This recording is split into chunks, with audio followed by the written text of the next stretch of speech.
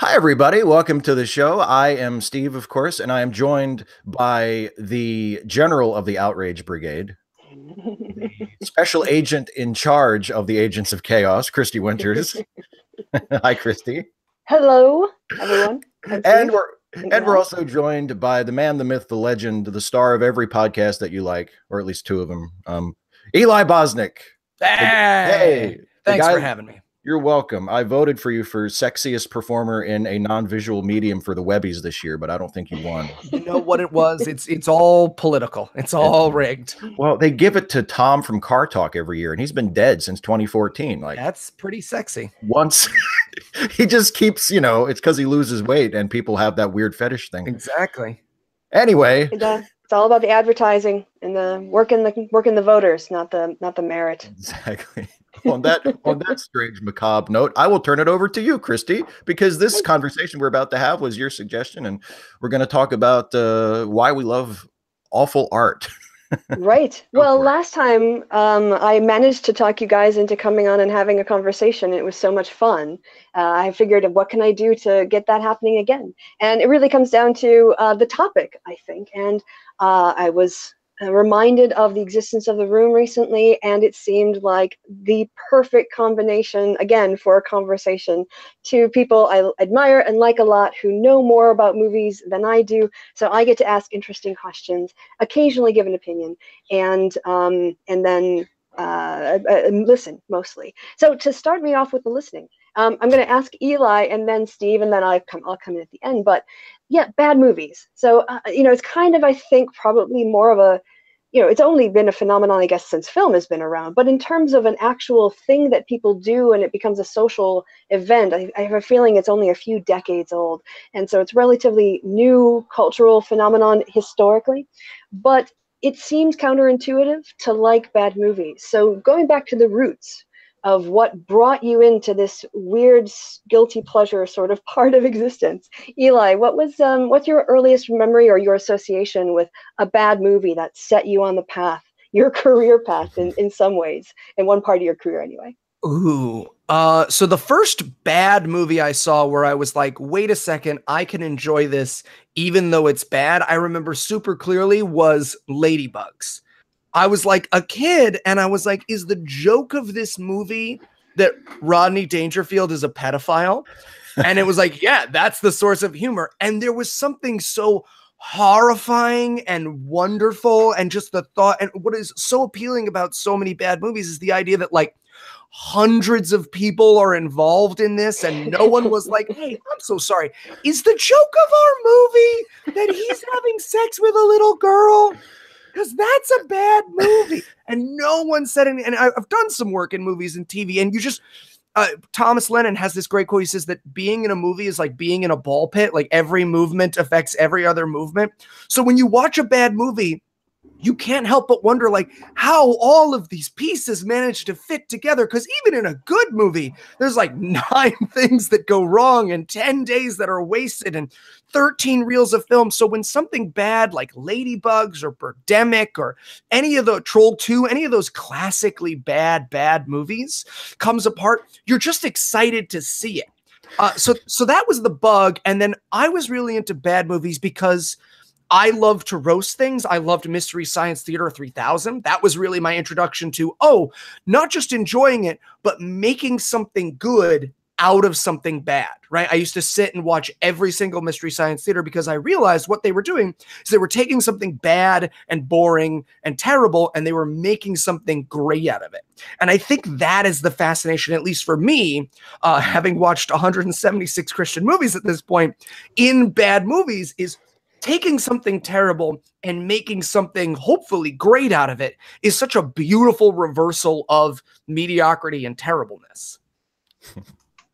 Insightful and well said. Thanks. Steve, how about you?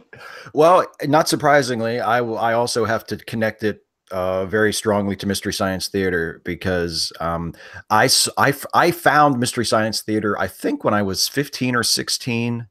So it had already been on for a few years. And I actually saw the syndicated version where they edited certain episodes into 1 hour shows, and they would show an hour a week, and they had like, you know, new host segments connected to it and everything. And the first one of those that I saw was The Amazing Colossal Man. And it's still one of my favorite Mystery Science Theater episodes to this day. I think it's just a brilliant episode. And I saw that, and it was like an eye opener for me. I was like, wow, you can watch bad movies and enjoy them, and have almost like a dialogue with the movie. It's better when there's more people. It's better if you're watching a bad movie with friends and you can all sort of have a go at it. But even if it's just you and the movie, like you can have, there's like a dialogue between you and the movie. You talk back to it, you comment on it, you say, what the hell was that? You come up with jokes. And so once I had that revelation, thanks to Mystery Science Theater, that you could find a way to enjoy bad movies, I started noticing all these movies that, you know, I had watched previously that I had dismissed as, oh God, what a piece of garbage.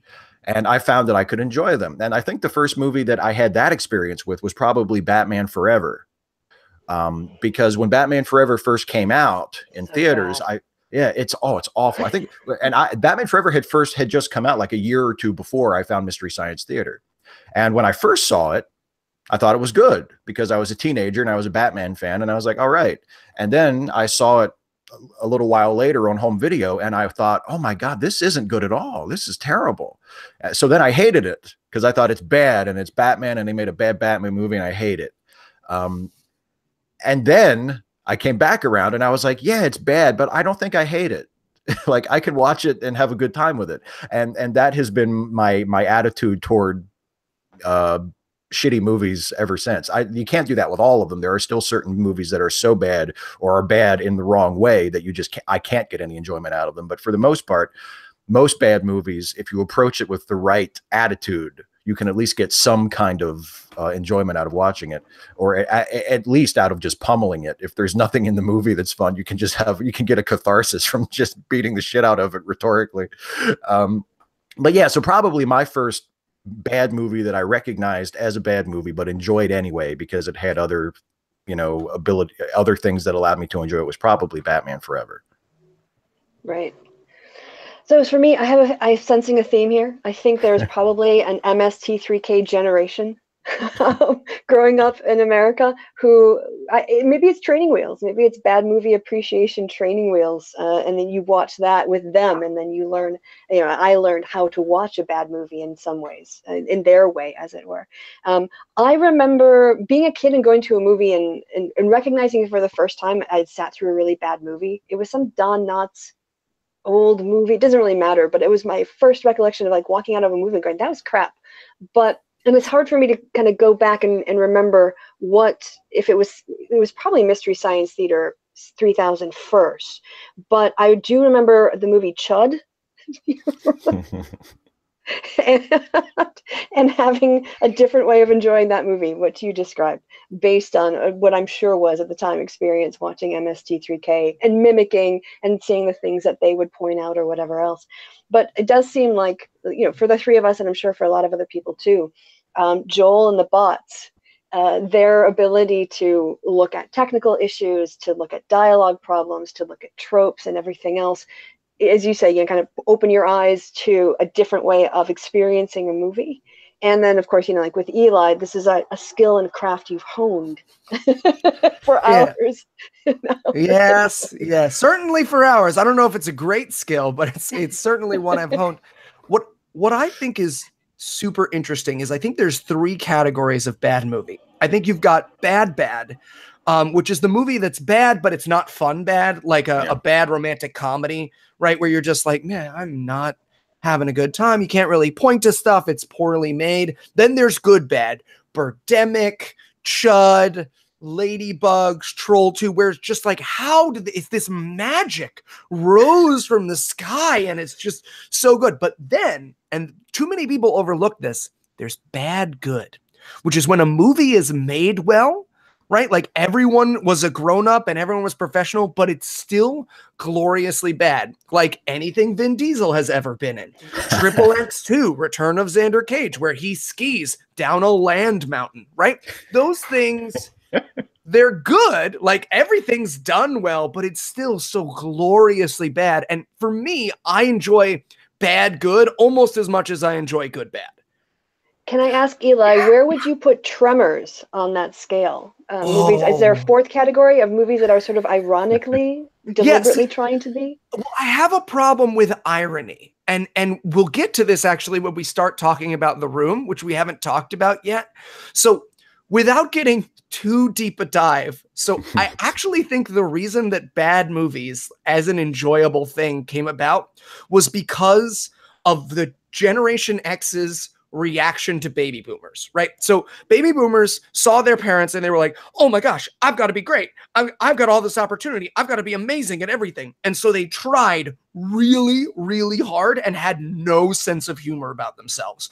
And Gen X turned around and laughed at those things. That's why early South Park was okay. And you have all these early things where it's Generation X going, hey, our parents take this stuff so seriously, let's point and laugh at it. And I think bad movies was a part of that. But then, and this is, again, we're going to get into The Room, then Gen X started to make shitty stuff. And the thing that Gen X has never wanted to admit is that they take themselves just as seriously as the baby boomers did. Except when they found out they were bad at stuff, they were doing it ironically, or they were joking, or it was sarcasm. And that's when we got the bad on purpose things like Thanksgiving or the Ginger Dead Man, which were things where Gen X tried to imitate the things that they made fun of so that they could be laughed at, but it was obvious they were trying. And so you get this sort of meta level of cringe where like a Gen Xer with his baseball cap turned around is like, what if it was a turkey that said, fuck? Oh, boom. Boom, boom, we are doing it. I'm hilarious because I didn't try. And The Room fits into sort of a perfect category there. But I'm jumping ahead. But I did want to clarify. That's where I think enjoying bad movies comes from. We do owe that to Gen X. Same question to Steve. Where would I put Tremors? Well, yeah, that was the last one, wasn't it? It's interesting because I do think that's a good categorization that Eli came up with there, because there are a lot of movies that honestly, I traditionally, I just lump everything together. Like to me, so bad it's good is sort of a massive, all-consuming category. But you're right. There are the movies like to me, I would nominate like a movie like Armageddon, which has fantastic production value, is competently made in most typical senses, but is a laughably awful movie. And that would be the same sort of thing. But there are also movies, and I think Tremors might come close to being in the category of it's just good.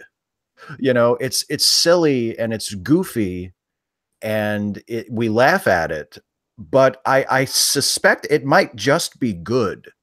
But it's tough to tell. Like to me, the movie that I love that is right on that line is Roadhouse, because I laugh at Roadhouse, but there are times when I wonder if Roadhouse doesn't want me to laugh at it. There are certain moments in Roadhouse that are so perfect that I refuse to believe, or I find it very difficult to believe that there wasn't some level of self-awareness when the evil guy rides right up to camera on the motorcycle after blowing up the farmhouse where Patrick Swayze has been staying. And he pauses during his escape to give an evil cackle. And then he immediately resumes riding. That has to be on purpose. People making the movie had to get how ridiculous that was. And they did it on purpose because they knew what they were doing. Or when the same guy is about to have his big fight with Patrick Swayze and they push in on him real close and he actually says, "Prepare to die," with absolute conviction. Like, I feel like the movie wants me to laugh at it, but it's tough. It's hard to tell.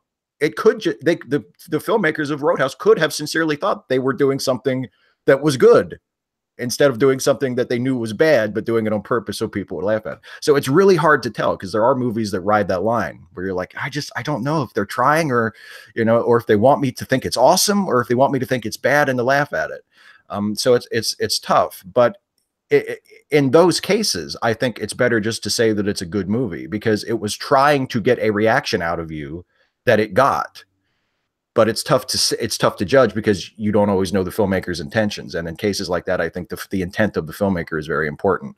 But yeah, I think there's that too. Movies that appear to be awful, but are awful in a self-aware way, and in a self-aware way that actually works. It's not like what Eli was talking about, where people just make garbage on purpose and they're not even making an effort. People who are actually making an effort and are exercising some skill, but are trying to elicit a, oh, isn't this ridiculous response, as opposed to a, oh, isn't that brilliant response, It's interesting to me talking to you guys about it, because you've obviously thought about it probably more than I have because of Way your too film much. backgrounds. But yeah, it's actually a really incredibly complicated category. You think, oh, bad movie, right? But as Eli points out, there's a lot of grades and categories and ways of doing it, and generational effects as well. So, and just really quickly, I mean, there are so many ways a movie can be bad too, that when you're like, for instance, I was saying that Mystery Science Theater 3000, it teaches you a little bit about the art of filmmaking in the opposite of what you should do. Right? So, yeah, so there's so many, there's script, there's lighting, there's sound, there's the setup shots, there's blocking, all kinds of things that in some ways does it become an education to watch a bad movie as a filmmaker or someone who is in the entertainment arts, to think, oh gosh, I need to make sure I never do that. So can I ask Steve for that question first, and then Eli? Oh, definitely. You can learn so much from bad movies. You can learn just as a writer, which is the only capacity I've really ever worked on a movie set. I mean, I've been part of a crew, and I've acted a little bit, but my major contribution, such as it is, in the very minor way that I've contributed, is as a writer. And you can learn so much about how to write a movie by watching a really, really poorly written movie. And identifying the mistakes that the screenwriter is making, identifying like, whoa, why is it, why did this happen when this just happened? Or why did the same thing happen 2 scenes in a row? Or things like that. You notice things like, oh, that repetition is really bad. Or people are using that line too much. Don't use that line. You know what I mean? Don't repeat dialogue like that unless there's a really good reason for it. There are all kinds of things you can learn from watching people do things wrong. And you can also learn, speaking of Mystery Science Theater, once again, like Mystery Science Theater wasn't just like training on how to watch bad movies. For me, it was like comedy training. There's so much of my sense of humor that I can trace directly to Mystery Science Theater. The way that they would make fun of things, but usually they weren't that mean-spirited. Sometimes they got mean, but usually it wasn't that mean-spirited. The way they could tell really, really dark jokes sometimes without coming across as depressing or mean, or and just the whole outlook, the whole perception, the whole viewpoint, the comedic viewpoint that Mystery Science Theater had was incredibly formative to me. And really, really shaped my sense of humor and the way I write jokes and the way I make fun of things. So that was important too. But yeah, you can, if you want, I mean, we haven't gotten specifically to The Room yet, but if you want to learn how to block a shot, watch a scene from The Room and notice all the things that he does wrong that you should never do when you're blocking a shot for a film. And when you learn to notice what people are doing wrong, you also learn what you should do instead. So yeah, they can be tremendously educational. Thanks. Yeah, Eli. Yeah, I mean, so true.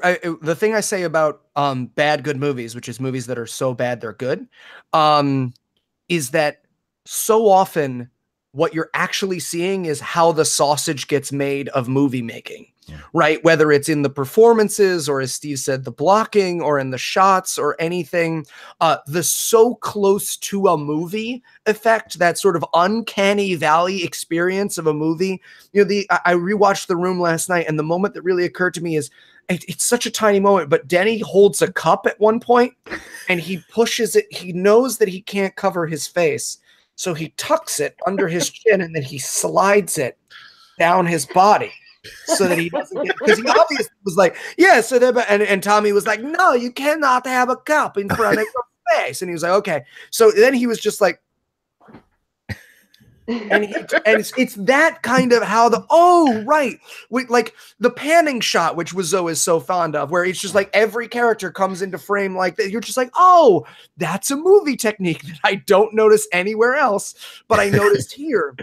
And just to tag on to the thing that Steve said about Mystery Science Theater that I think goes undervalued, and I certainly don't achieve, is Mystery Science Theater for the most part is clean, which is mind-blowing, right? It's like Brian Regan and early Jim Gaffigan when you realize like, oh, wow, this is 50-something episodes of a hilarious comedy with 0 times saying the word fuck. And I can't make it through like a sentence without saying that word. But like to do that comedy, to develop your own aesthetic, to develop your own iconography that so instantly becomes, mimetic or viral, and to do it in something that a 6-year-old can safely watch, right? The worst part about those movies was the movies themselves. The least kid-friendly part was the chocolate sauce blood, right? It was never the things that the robots were saying or the jokes or the bits that they did in between. But yeah, there's so much that they influenced about that. I mean, it is truly the better side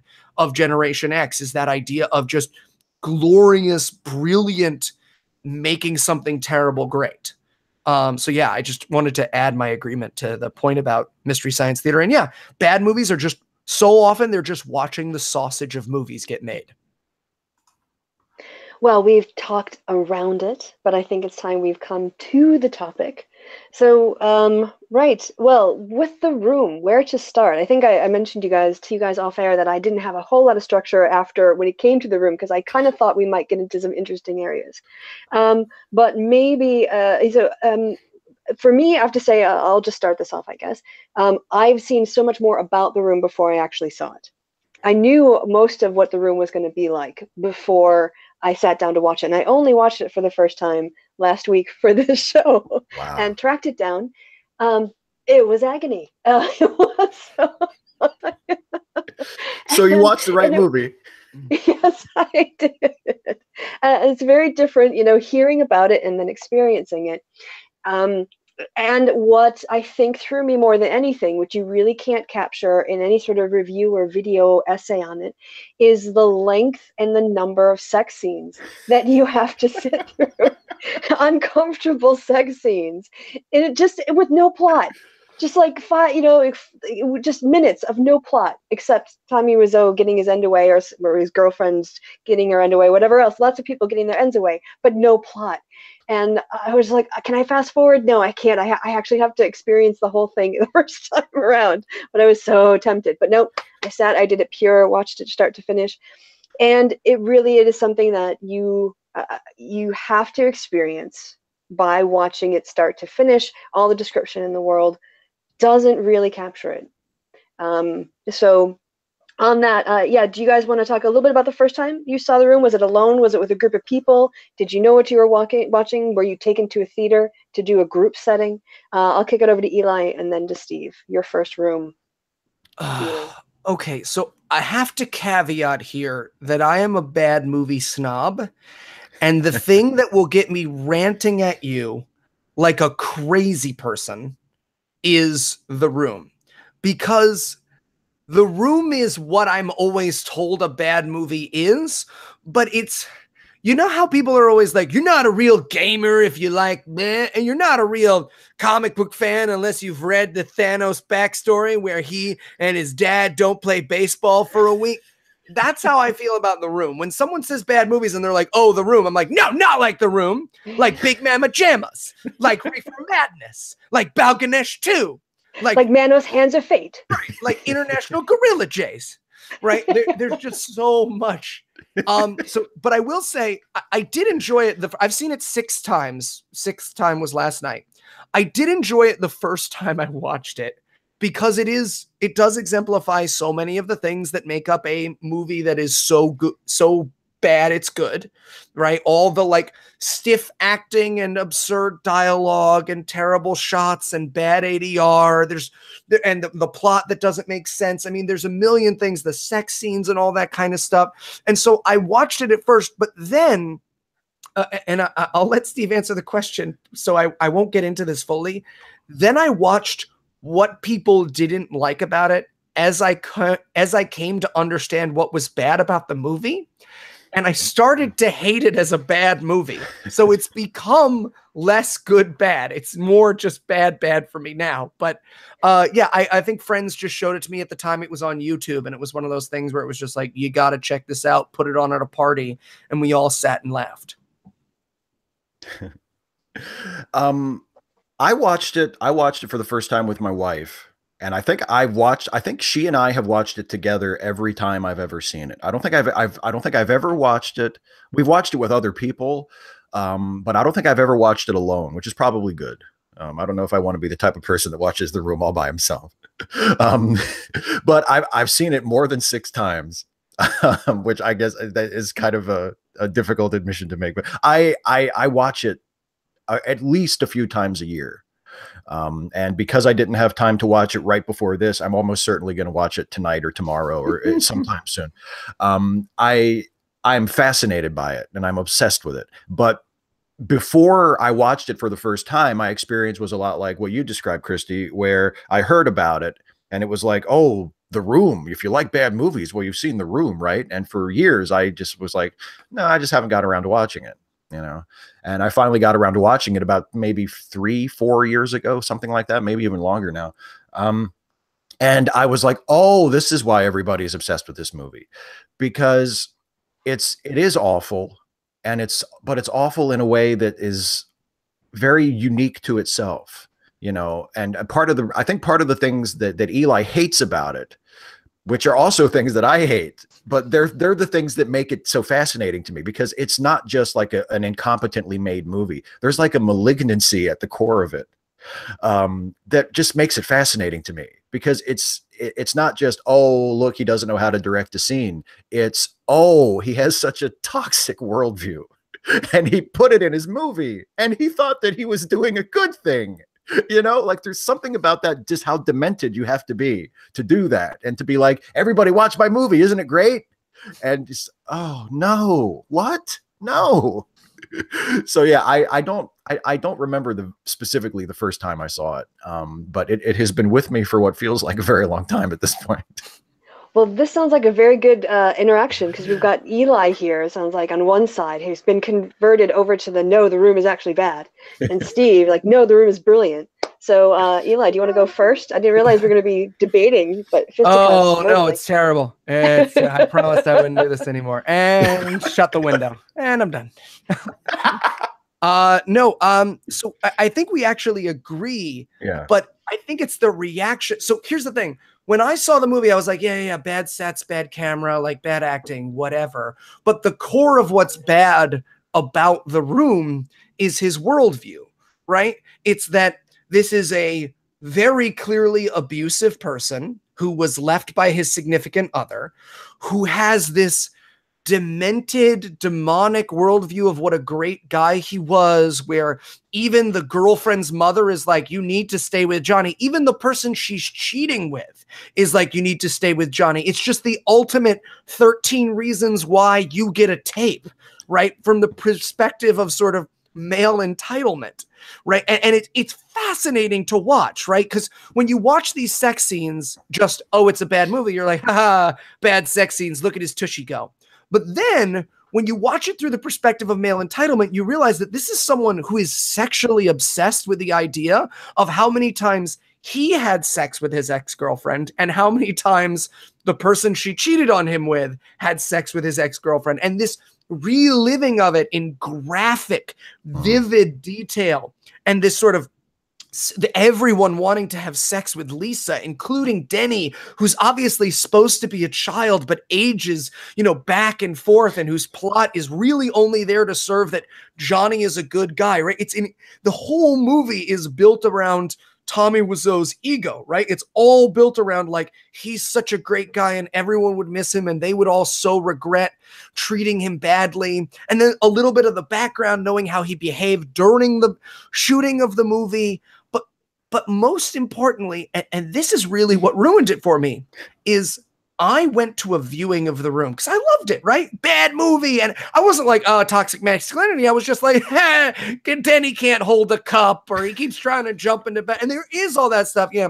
Well, it's true. I have breast cancer. I mean, those are brilliantly bad moments. And I sort of hadn't awakened to the problematic aspects of it just because, like, didn't occur to me. I wasn't picking apart this particular piece, wasn't analyzing The Room for tropes, right? But then I went to this viewing and Tommy was there. And he got up and he did a Q&A and he got laughs and he was super duper proud and he talked about how great the movie is. And I realized that he doesn't get it.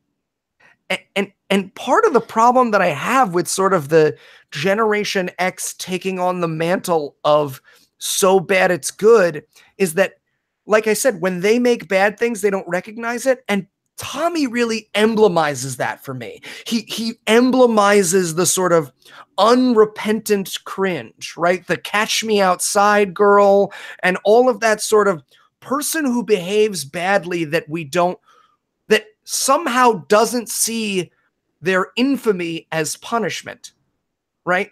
And all of the things I see about The Room since then have been about the set and the lighting and the things, but no one, not even the movie that was made about The Room, really captured that problem. It was just Tommy Wiseau is wacky and that movie was made poorly. And it really ruined it because I couldn't help but look at it through the perspective of, are we rewarding bad ideas and mediocrity? Right? You know, Tommy's obviously this rich person who comes out of nowhere. No one really knows where his money comes from, but he uses it entirely for self-promotion. And what we actually did was make him famous.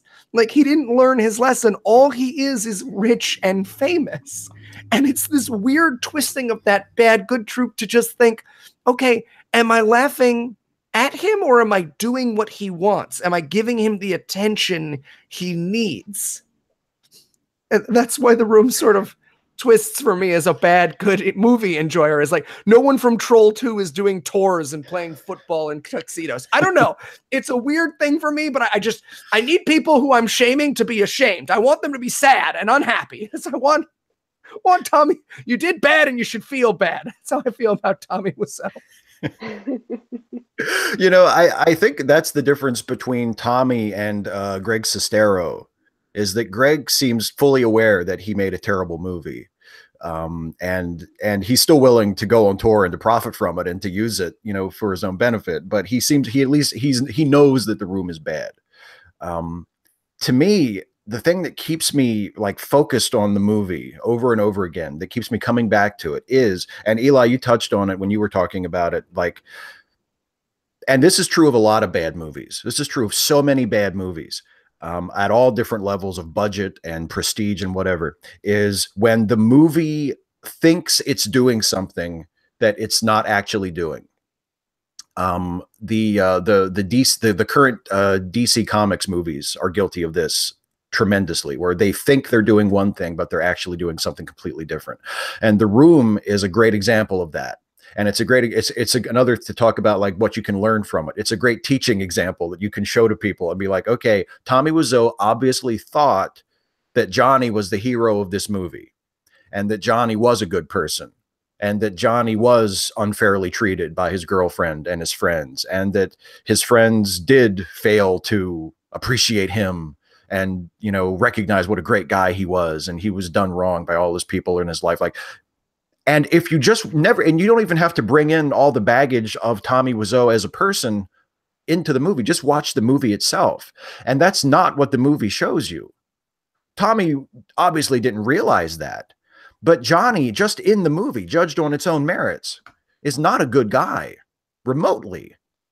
I mean, he talks about himself like he's a good guy, but he's full of himself in the movie, not just the filmmaker. The character is hugely narcissistic and abusive to his girlfriend. And yes, his girlfriend in the movie is like portrayed as the purest evil, because she's nothing but betrayal and selfishness. And, you know, she cheats on Johnny with his best friend. And then later on in the movie, she confides to one of her friends, well, I'll just dump Mark too if I feel like it. You know, all I care about is me. I'll just move on to whatever I need. And, you know, I want to do what I want. Like, she's just this embodiment of this male paranoid fear of the empowered woman. Like, they don't care about us. All they care about is themselves. They'll destroy us.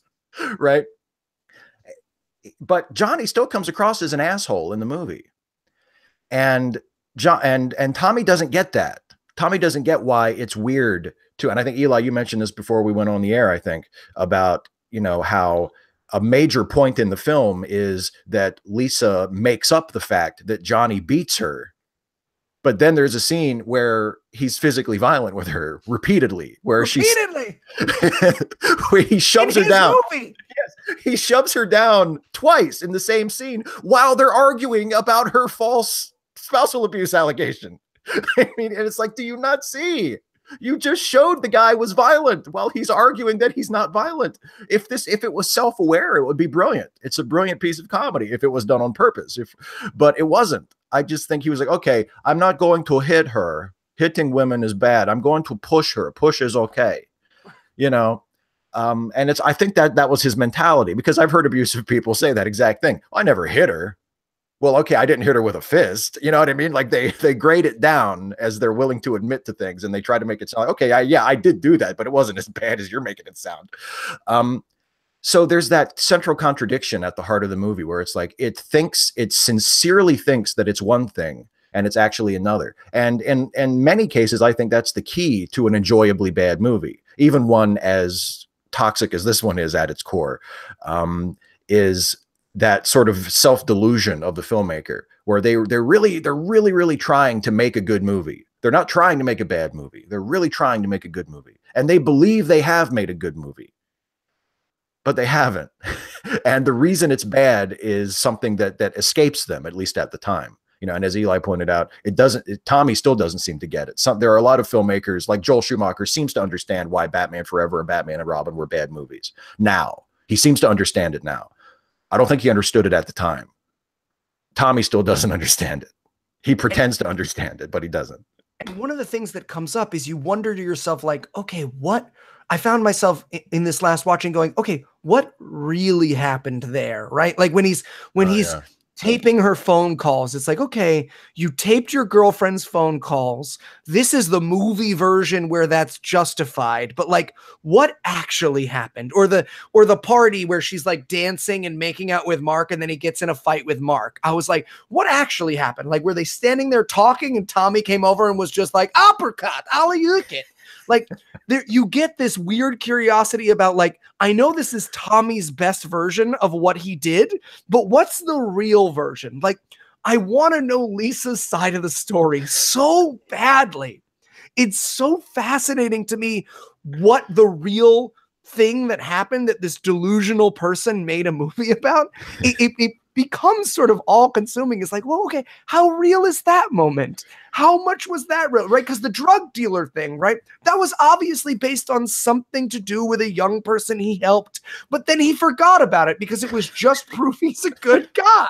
So it never comes back in the movie, and it never matters. And the tuxedo football and the Peter guy, right?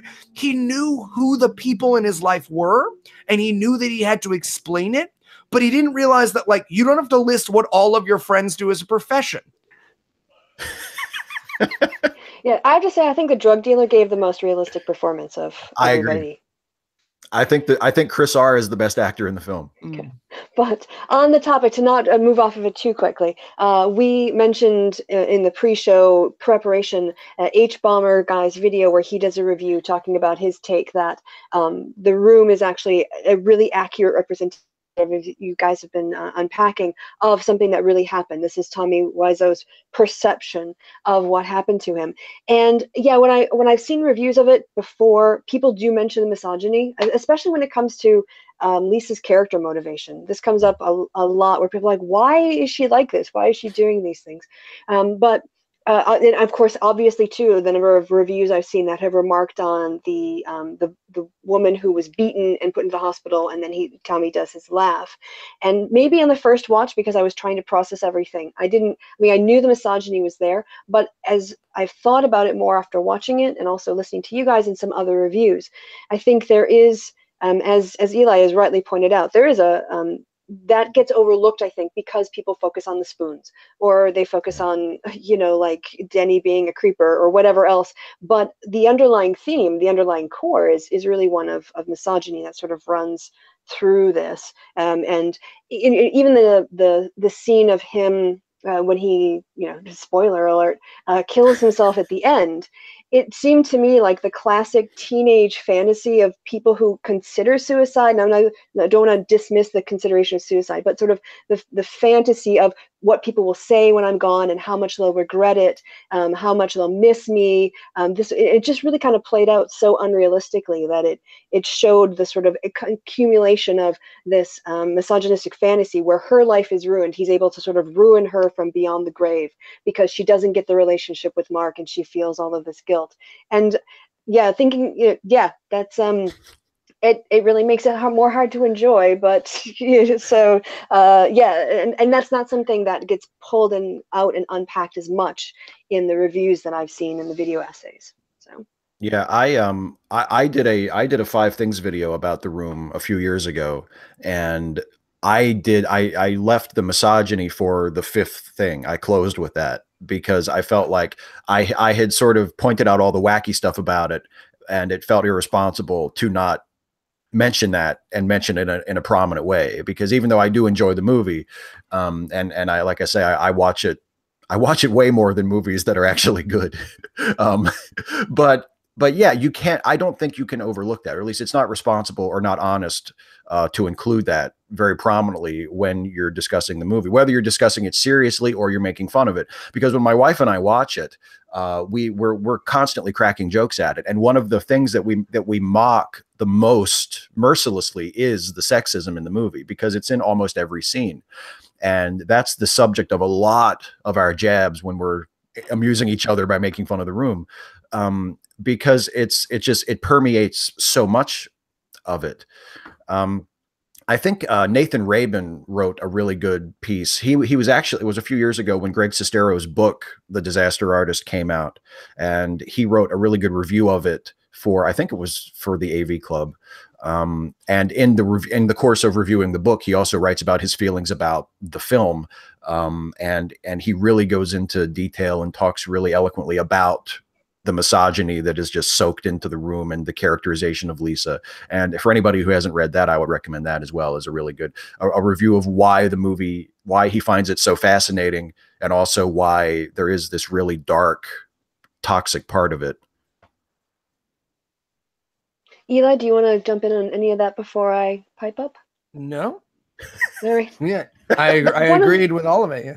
Yeah, I do think it's slightly, well, maybe it's in the nature of the way that the plot is developed, but if you look at who in the movie actually has any agency, who is advancing things and driving actually the story, it's Lisa. Yeah. She is actually even because she's at the center of it, but she has, it's like Steve pointed out, it's her female emancipation that is the threat here. And it's just kind of a weird juxtaposition that, is reflecting on all of these characters are not under her thrall, but like Mark is useless, Johnny is oblivious, Denny is freaking creepy, and he still wants to kiss her. And it's just, again, that's sort of maybe not really a double bind, but women are both, sort of desirable, and we want to cage them, and when they want to go free, in this case, when she wants to be free of her cage, because she's literally, I don't think there's a scene of Lisa not in the room. I never see her outside. We see the guys outside of the apartment, but other than on the rooftop, which is considered would maybe still be the home, she doesn't have a life outside of that room. And so I actually, like, even though she's supposed to be the baddie, I relate to her character more than anybody else in the movie.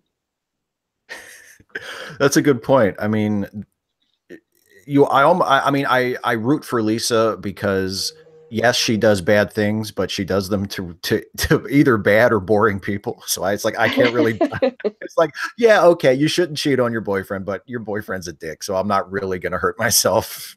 I'm not gonna jump on your ass for that. Like, yeah, just try to watch that in the future, okay? Like fuck Johnny. And Mark, our joke about Mark is that Mark can never perceive that Lisa is trying to initiate intercourse with him. He's always like completely in the dark. Like, this is the third time we've had sex, dude, and you're still stuck. You're like, wait, what's going on?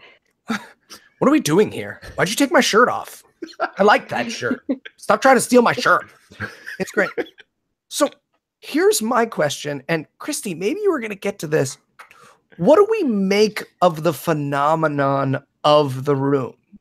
Right? Because it's enriched and given a ton of attention to Tommy Wiseau. And this is something I deal with on my own show as well, is like, we'll review these little movies. Like the one I'm thinking about is The Lock-In. So we did this movie called The Lock-In, which is amazing. It's obviously made by these kids during a church lock-in. And what it's about is it's about these 4 boys who go to a church lock-in, and one of them brings a pornographic magazine to the lock-in, and a demon in that magazine escapes and kills everybody, right? And it's as they do. There's an amazing moment where a kid is obviously in a baptismal font being drowned by a demon, but he's just like, I mean, it's amazing. You have to watch it, but like, we were looking for it because we saw the trailer for it. And so many of our listeners were like, where is this? They released it. They released it as a paid download, and we got them like, and I was like, okay, but here's the thing. Like, this movie, except for the trailer, which was a funny thing for people to point and laugh at, this movie never would have made any money without our show. And yet here's all the attention we've gotten. And we hear from filmmakers all the time, some of whom are not Christians, but were sort of suckered into making Christian movies and are like, hey, I know that movie was terrible. I just want you to know I listened to the show. Or they'll sort of say like, yeah, you got me, right? But they're not like connecting to what we said or the problems of the beliefs in that. And that's where I get really conflicted about movies like The Room, or some of the ones that we've reviewed on our show, and with exception, obviously, because there are some that are just so gloriously bad. They're not promoting bad ideas. Like, I don't think Troll 2, it's a bad thing for people to find out about and support. Like, if that guy wants to do a world tour, I'm kind of okay with it, because his wealth and fame is fine. That dentist from New Jersey can be as famous and as wealthy as he ends up needing to be. But I wonder how much the phenomenon of watching something bad contributed to the environment of cringe that gives us so many problems today. And again, I don't want to get overly political, because I know it's like a fun movie chat, but like, how much did the culture that created Tommy Wiseau also create Milo or Richard Spencer? Like, because the thing about Milo that everyone says is like, oh, he's such a terrible, like, oh, I just can't stop watching him. He's so awful. And, watching it, he says these outlandish things. And it's just like, oh, that sounds so similar to the like, watch it for cringe, but secretly agree with it or secretly support it, and what comes with that. And maybe, again, I want to clarify, I know it's just a fun movie thing. I think it's because I've become a crazy person in the last year, like a literal, sorry, I shouldn't use that.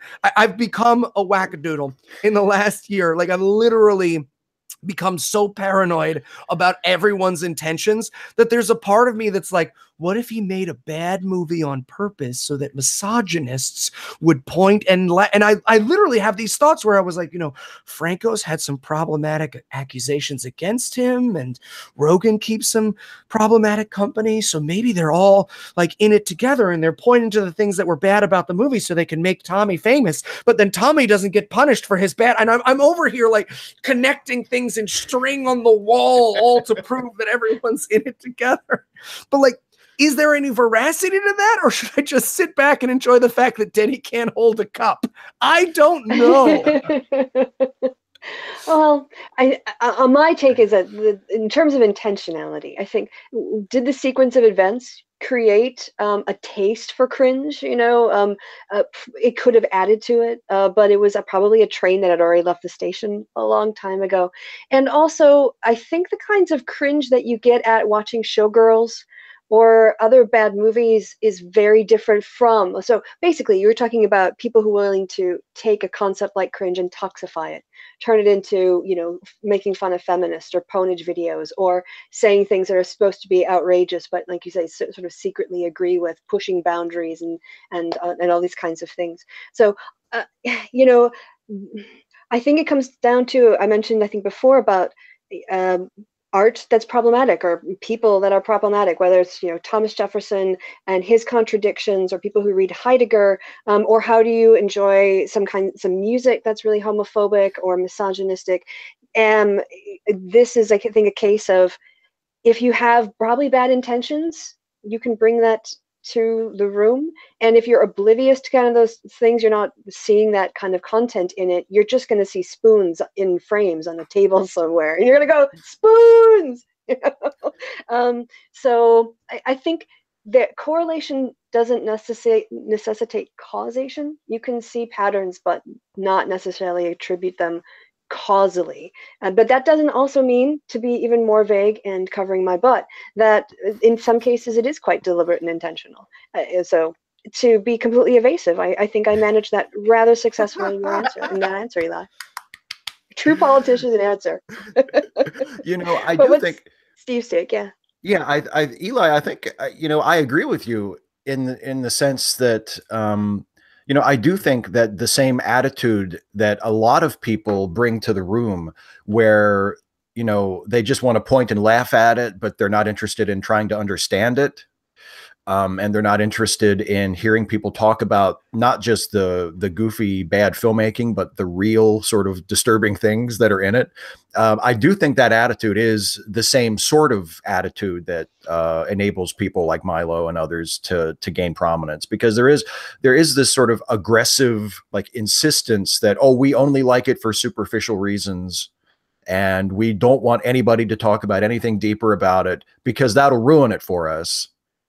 But maybe it's because on a deeper level, they actually agree with it more than they're letting on, and they're using their superficial enjoyment of it just as a cover. Like one of the most irritating things that anybody could say to me as a justification for defending something horrible is, oh, come on, it's just a movie, or it's just a TV show, or it's just a comic book. Oh, you're taking it too seriously, and there are times when celebrating something that is bad for really bad reasons, can be harmful, can be dangerous.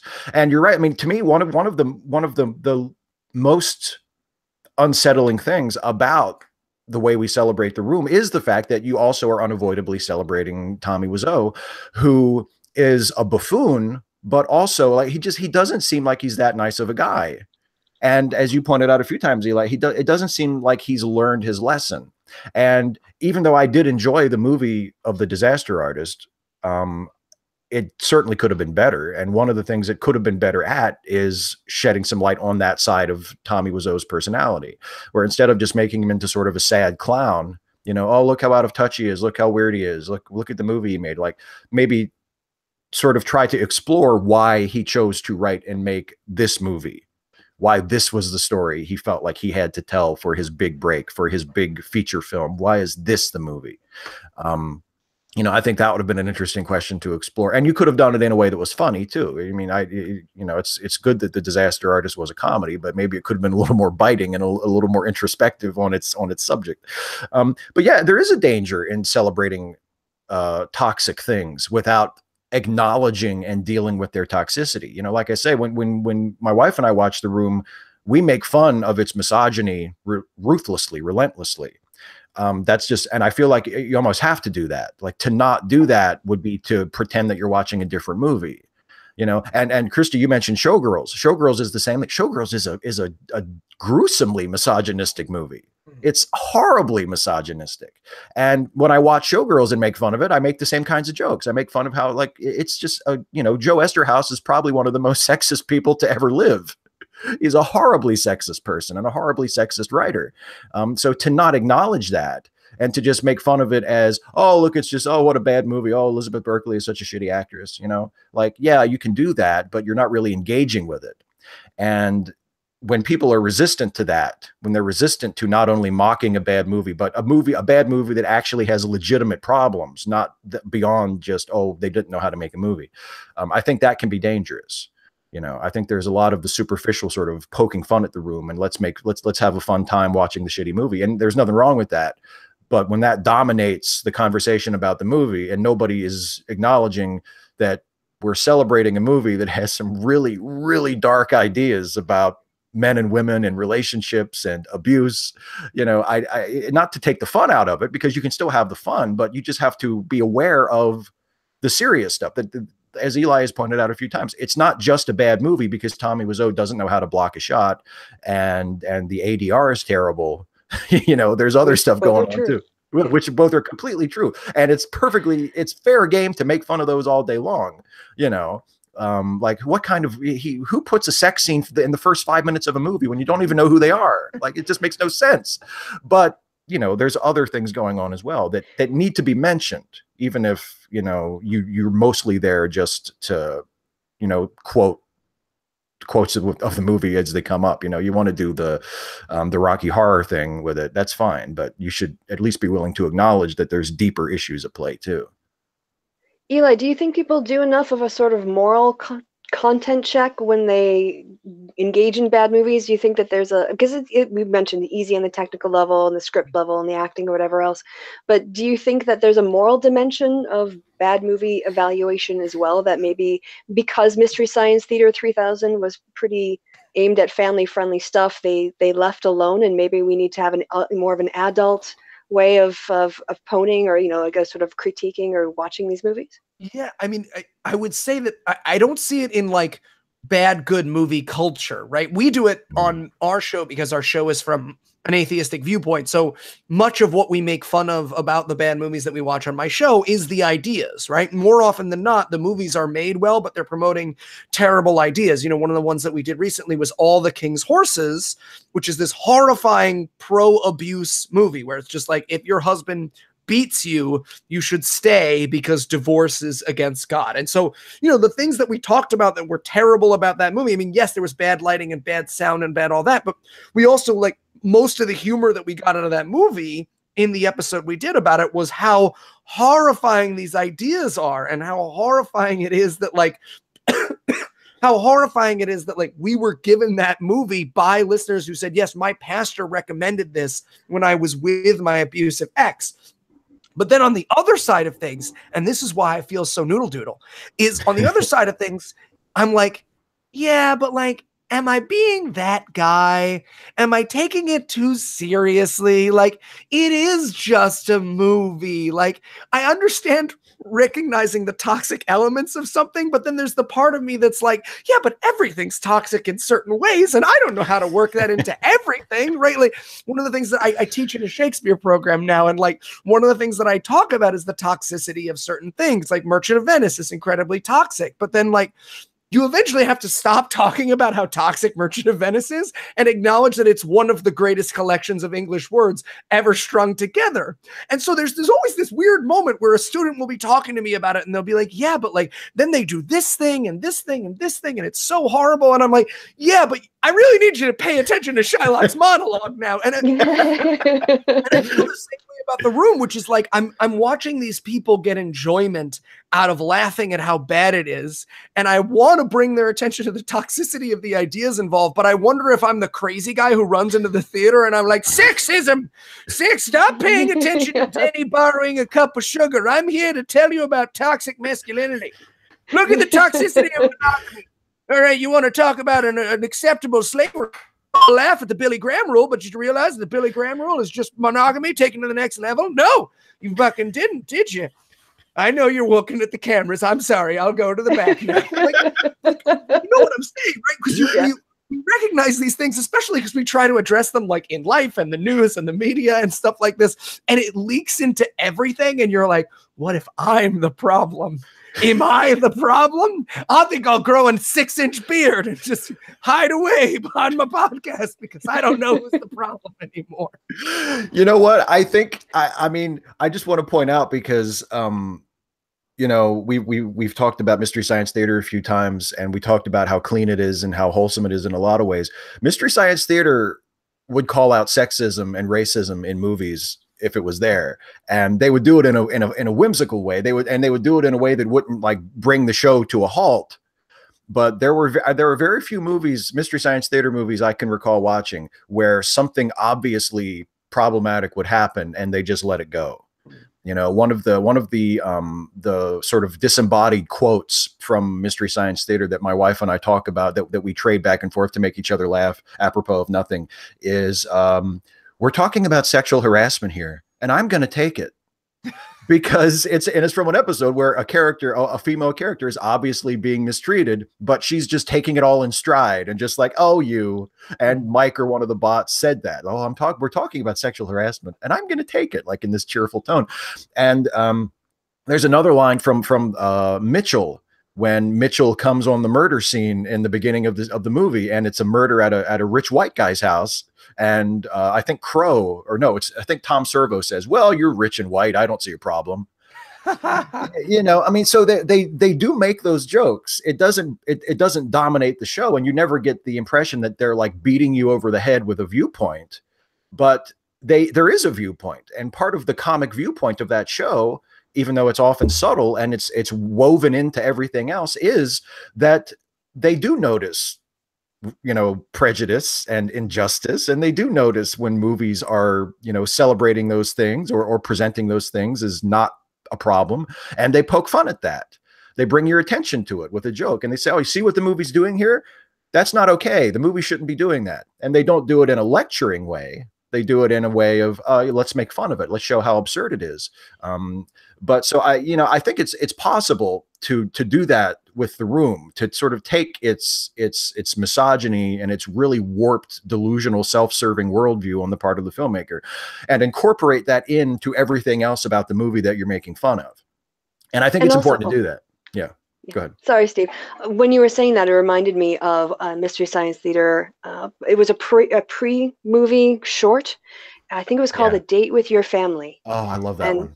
It's such a good movie. I actually used it to teach students about, not with the MST3K one, but the original, about the idea of how things are socially constructed. The fact that none of the characters have names. They're like mother, son, and daughter, and they have all of these roles, and you get to know them through what they do, and what they do is dependent on their sex.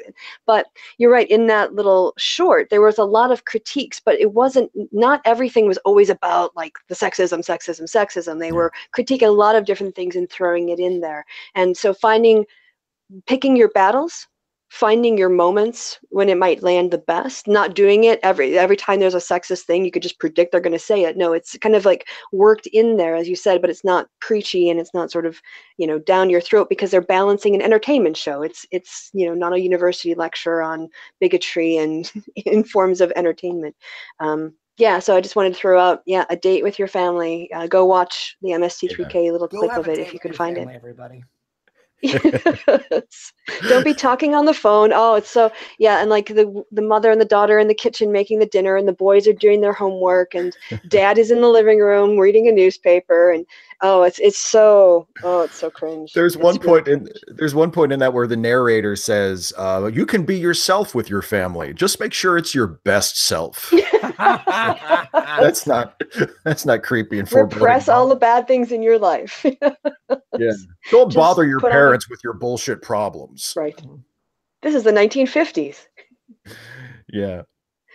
Well, yeah, but you know, that's a good point about the difference between like trying to make people laugh and giving a lecture. Like if you're teaching a class on sexism in film and you do a course about The Room, oh yeah, stop it every 2 seconds and point out everything.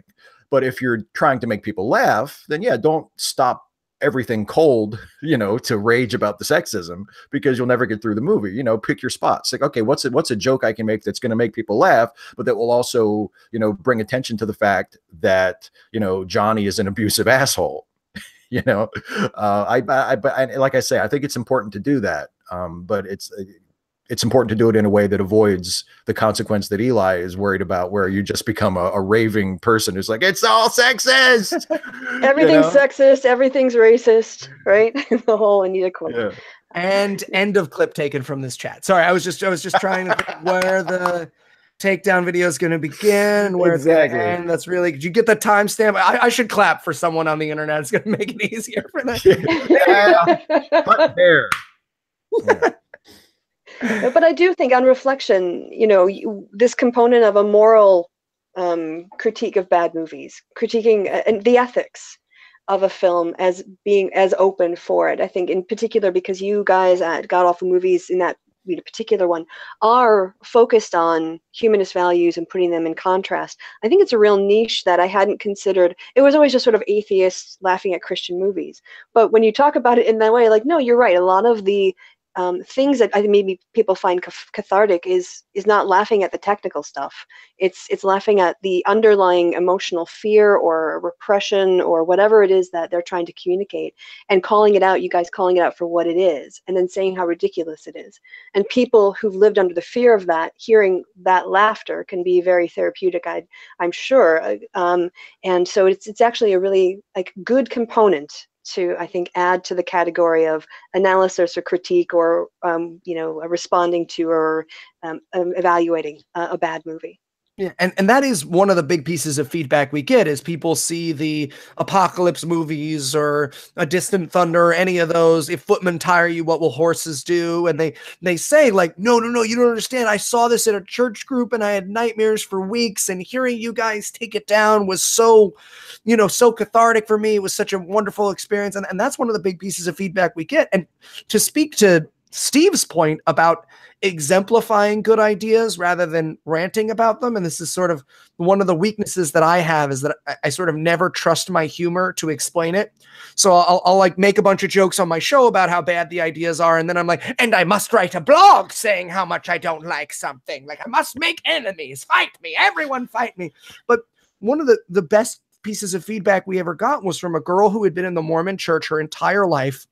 And she was listening to us review Johnny Lingo, which is shown to all Mormon young girls about how you're worth 7 cows. And they sell t-shirts that are like 13 cow woman. And it's supposed to mean like, I'm a proud girl or something. And she was listening to us talk about it, and we're making jokes about how sexist it is. And she wrote us and she said, I realized that was the first time I had heard men non-sarcastically call something sexist. Like, they weren't making fun of people saying something was sexist. It was the first time men had pointed it out. And we were just making jokes. And it's something that I admire both of my partners so much for, is that they exemplify good values. They show rather than telling about the things that they believe. And so I think Steve is spot on in his analysis of sort of how you find that middle ground between, you know, ranting at the front of the theater and participating in something toxic, which is you can use your humor, you can use the part of you that points out the absurdity of those bad things to bring those to light without, you know, making it all about the ideas. So I think Steve is just spot on there. Aw.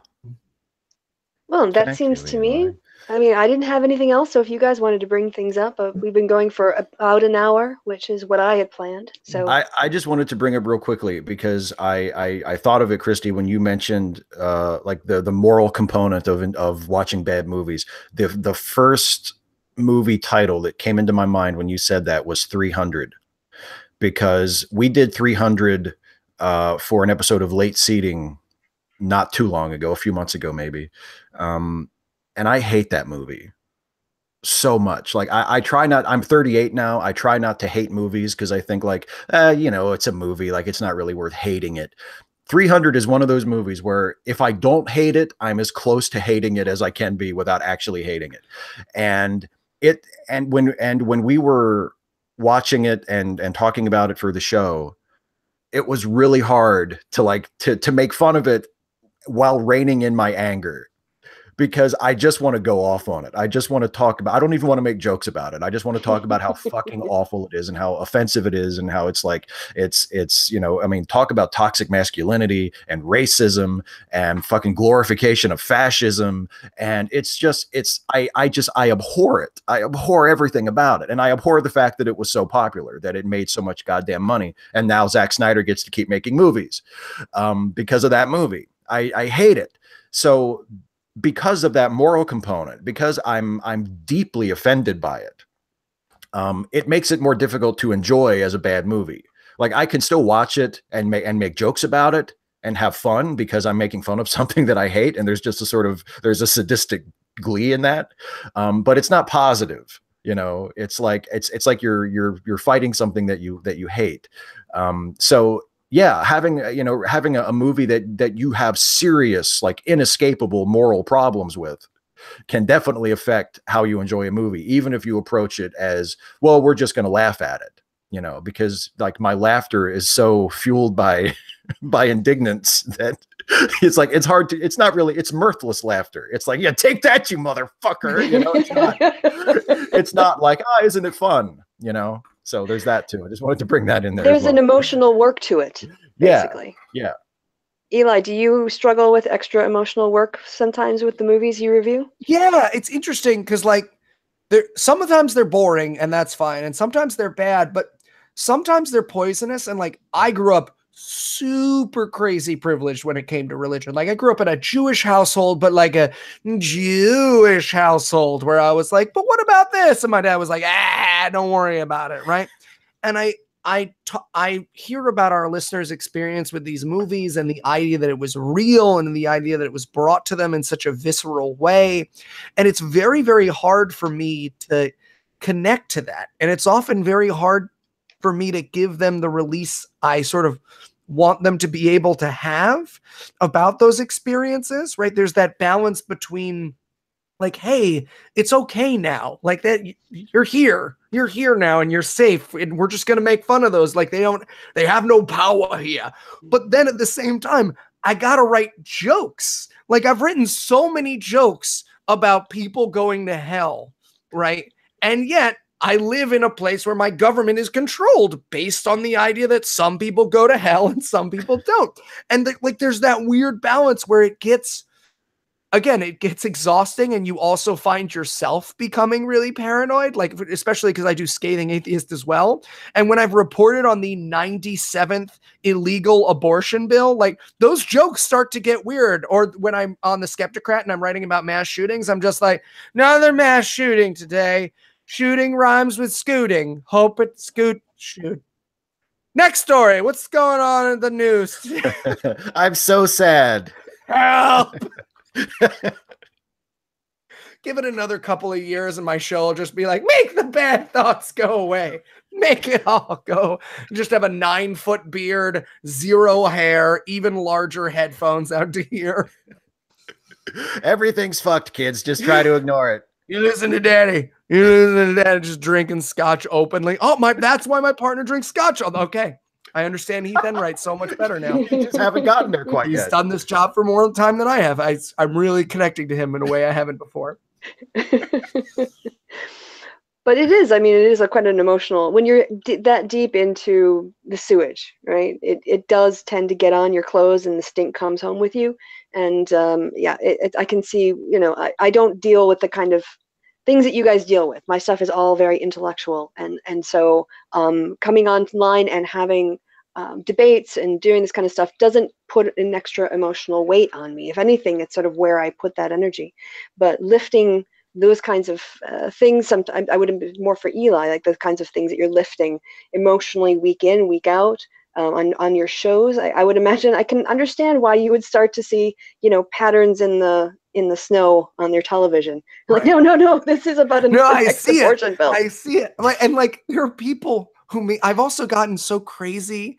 This is not related. I've gotten crazy on social media as well, where people will say things that they mean well, and I'll be like, fuck you, blocked. And I'm just like, it's on me. Sorry.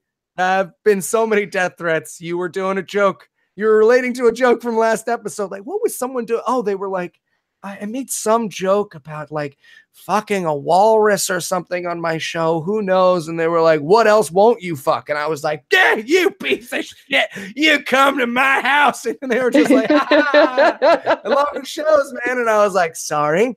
Let me explain. I was supposed to be a stand-up comedian, but something went terribly wrong. I was supposed to do jokes about airline food. Now it's just anger and sadness.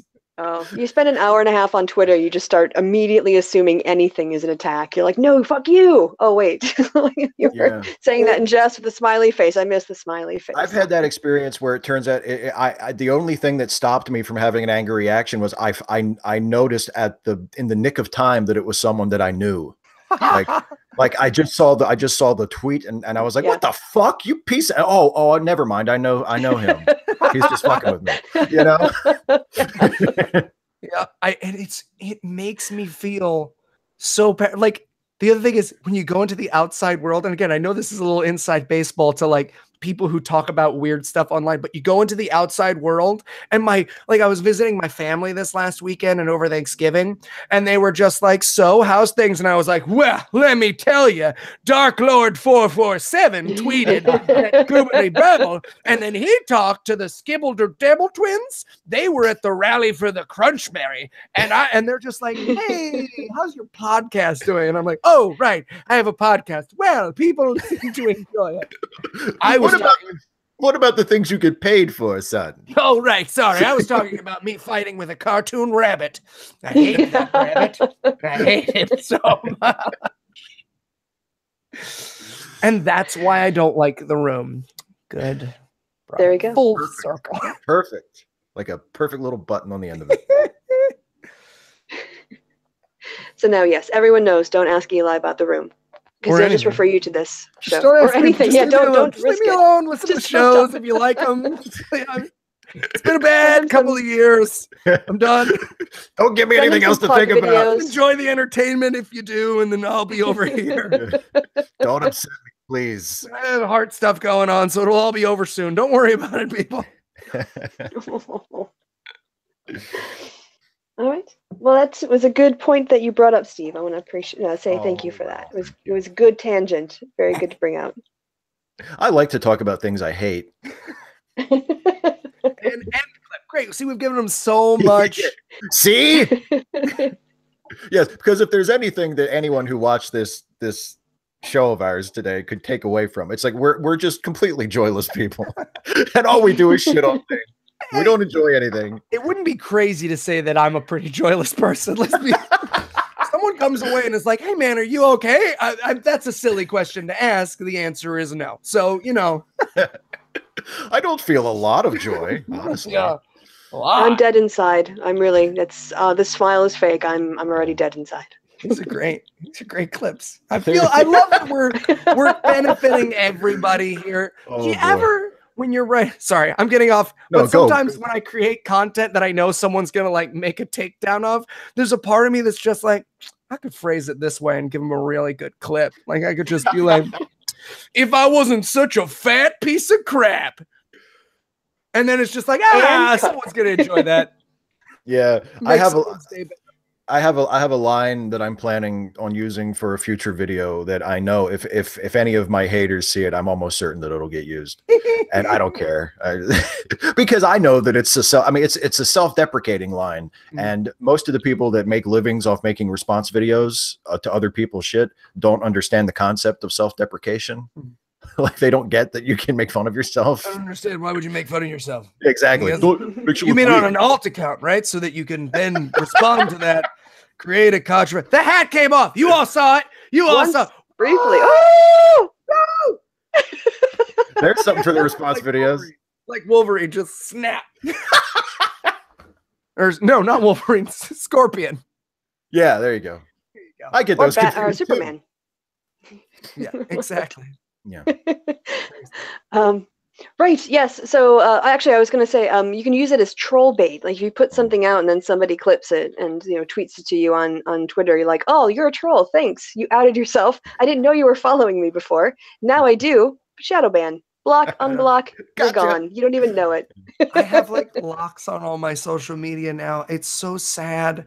I can't even understand what other people have anymore. Like, I don't know my password so that I have someone else log in so that I'm not like fighting for 9 hours a day. And now I only check it for I set a timer and all this stuff. And I picture someone else just picking up their phone and being like, brunch with my girls, send. And I'm just like, I remember brunch with my girls. I get this day on Facebook, and it's like 19-year-old Eli being like, can't wait to go to the skate park. And then I look at 2 years ago and I'm like, I will kill the cartoon rabbit should I meet him on the fields of battle. Yeah, timers for especially Twitter, very, very good. Like, you have to like have a hard limit. It's like discipline, like an exercise. Yeah. You know? Yeah. That's why it takes me so long to do the minimal amount of work that I do. I'm so lucky. I have bosses. I have bosses who are smarter than me. You know what's really sad? Sometimes I use Twitter as a reward for doing actual writing. Oh. I was like, I'm going to do a bunch of writing, then I'm going to go like fight people on Twitter to take a break and relax. And then I'll come back and do more writing. Yeah. You're like the alcoholic writer who puts the whiskey bottle on the other side of his office. Right. Yes. And he's like, all right, I'll do 3 pages, and then I'm going to go over there and get that bottle. That's for me. Pretty Legend much. of Bear Vance. Here we go. Golf. Oh, boy. I'm out of stuff. Okay, so I think we're done. We've devolved into the let's just have a But this chat has been fun. phase. Yeah. To the point where I'm like, oh, is Eli starting to want to get going now? Is he bored of us? Or, you know, small people here down on YouTube. Get up and walk out of the frame. Yeah. Where did Eli go? My feet are hanging from the top of the frame back and forth. Oh, We lost Eli. super dark. Oh, we We are. lost Eli. We're in trouble and famous. We're in trouble and famous. Oh no! Either that or it's his second story choke you. I don't know. We're not going to go there. Just a little bit of, you know. I got yelled at by my lawyer for recommending autoerotic asphyxiation on the show. He was like, "You cannot do that," and I was like, "What?" He was like, "Stop it, Shush. stop it! You can't say that's a good thing." And I was like, "I didn't say it was." He was like, "You absolutely said it." I was like, "Okay, just a joke. I'm joking around." Yeah, right. Like, you don't think they play the "Don't try this at home" video on wrestling because they want to, right? Somebody said you have to show that. These people will do this shit. Okay, so I guess we're done. All right. So on that controversial note. Thanks for having me. Thanks for being here, Eli. Kristi, thank you for suggesting this. This was awesome as I thought it would be. Yes, I agree. And next time I come up with a brilliant idea, I'll let you guys know. And we'll have another great time. Awesome. The brilliant idea person. All right. Well, Thanks, works everybody, so for far. watching. Hope you enjoyed it. I'm going to read the comments now. Yay. I'm gonna Keep glutton moderate. for punishment. I'll if there's any really bad ones, Eli, I'll screen cap them and send them to you. But Please, I'll probably I have a folder. I'm almost done with my Smash Mouth folder. When I get enough death threats to fill the entirety of All Star, I'm going to put it on my YouTube channel. Oh. And so I keep them all in a folder. I have a big folder of just Right. death threats and horrible things people have said to me. And I'm just going to put it as like an iMovie compilation to All Star. Perfect. Yeah. So send Eli death threats so we can get coverage for the music. Exactly. I am not far from having the whole song ready. They're just a little bit too few right now. And look for that on Eli's YouTube channel. There you It's go. coming out at some point. Hopefully pretty soon. Hopefully he said things. Soon. He must have pissed some of you off, right? Come on. Do the Get guy this a favor. project over for him. Come on, Yeah. let's do a Yeah. Kickstarter for Eli. Yeah. Kickstarter. Man, if there's anything we could raise on the internet, it's death threats for me. Wow, 40,000 in one day. Yeah. Okay. Boom. All right. Thanks for watching, everybody. We're done for real now. Bye.